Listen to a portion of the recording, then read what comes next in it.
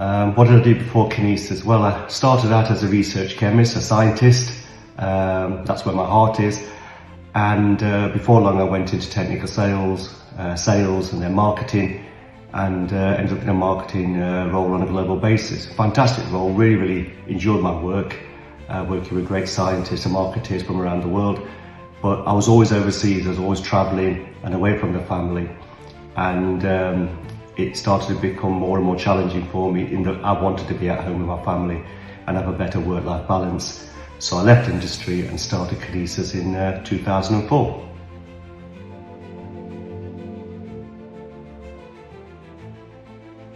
Why Qinesis? Well, as a chemist, as a scientist, when I was thinking about a name for the company, obviously I went towards scientific terminology. Qinesis with a K means energy associated with movement, taking movement, the whole impact of movement and change. So I decided to call the company Qinesis and change the K for a Q. Thought I was being very clever and creative, and hence the name Qinesis. And that's what we do. We're all about change, movement, and I think that the name fits really well, particularly the fact that it's all about positive change and positive movement and moving forward.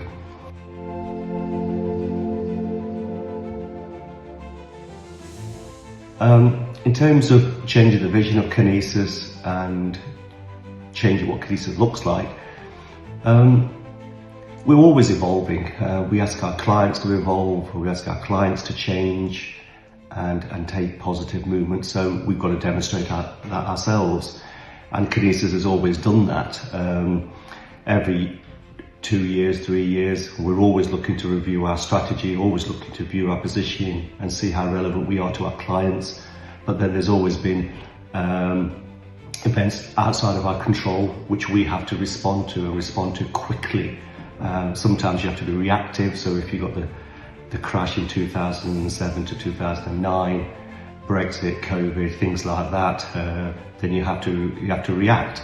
But a lot of the time it's about being proactive and really keeping a look at the market, seeing what clients want, seeing clients want value, where we can really maximize value for business growth. So we're looking to evolve, and we do change our vision, if you like, our positioning on a regular basis.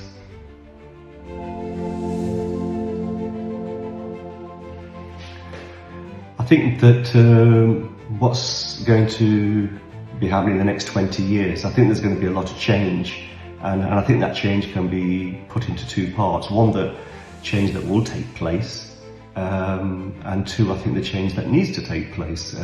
The change that will take place is the whole place of business, the whole place of work.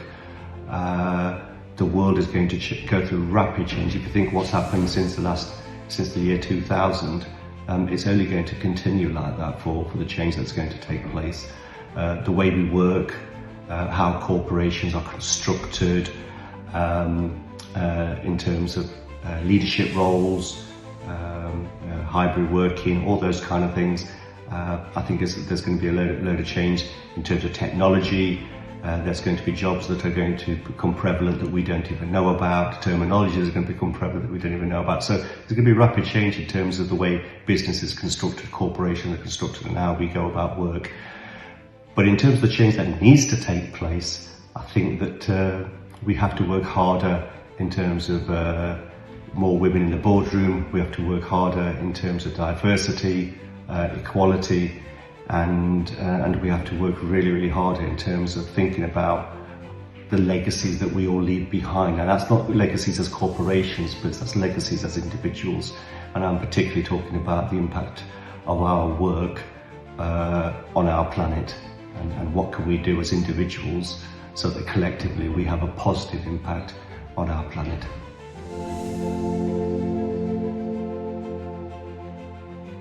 Well, I have to say my biggest learning has been the introduction to the world of SMEs.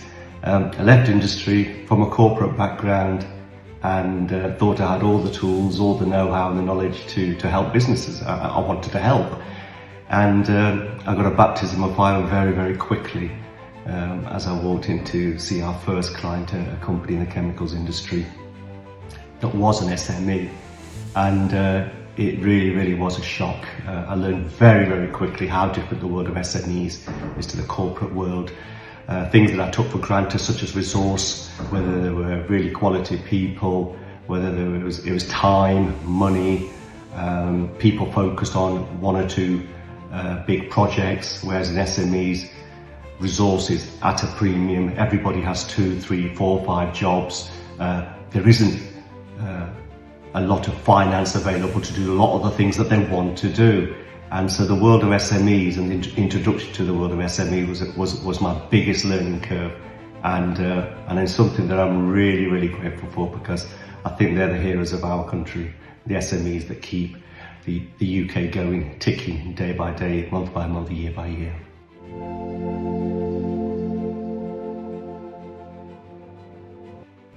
How important has external support been to Qinesis? It's been very important. I've been very lucky throughout my career. I've always had a coach, mentor, or people that I could go to talk ideas through, to talk challenges through. That was right from the days of being a scientist through sales and into marketing. So I've always valued external help and external support and external thinking. And it's been very important to Qinesis and very important to me. I've always had 1 or 2 coaches, mentors at every single moment of my career, and that continues today.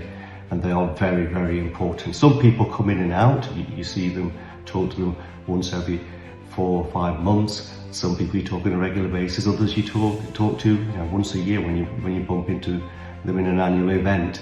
But the external support to Qinesis has been and always will be very important.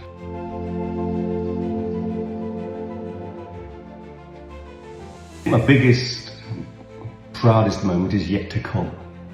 I think that will be when my daughter takes over the business, takes over Qinesis. It wasn't meant to happen. She was supposed to follow a career in, she studied politics, was supposed to follow a career in the diplomatic service, but she came into Qinesis, and one day she'll take over, and that will be my proudest moment. But I've had lots of proud moments over the years. Obviously, when you get to year 1, year 2, year 5, now year 20, it's a time of pride.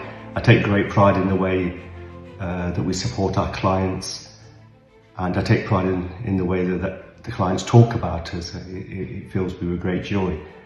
I think if I was going to think of one thing that really fills me with pride is the fact that our mantra, a personal touch to success, something that we had on day 1 of Qinesis, is something that still holds true 20 years later.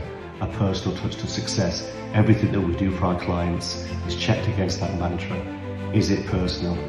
Is it unique to that client? So has it been tested against a personal touch to success? I think that's what I'm particularly proud of right now.